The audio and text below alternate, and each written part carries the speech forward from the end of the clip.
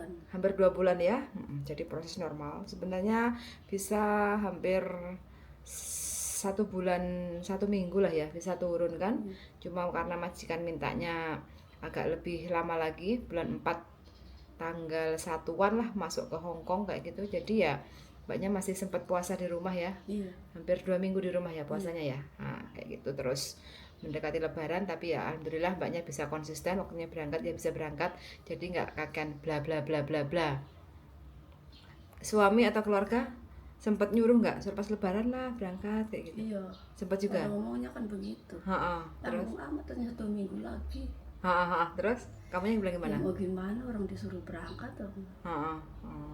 Alhamdulillah lah ini Yang lain mah ya pada mudik Indonesia, saya mudiknya ke Hong Kong. lebarannya milik ke Hong Kong ya. Yang lainnya pada pulangnya ke kampung, nah ini mbaknya ke Hong Kong kayak gitu. Alhamdulillah wes ini teman-teman perjuangan di awal. Jadi nggak ada masalah ya, masalah pekerjaan Nggak ada. dengan Yeye itu nggak ada ya. Tidur cukup. Cukup. Jam berapa tidur? Selesai kerja setengah 10, langsung mandi jam 10. Jam 10. Bangun setengah 8. Wih, sangat-sangat cukup sekali ya. Lebih dari cukup itu, istimewir.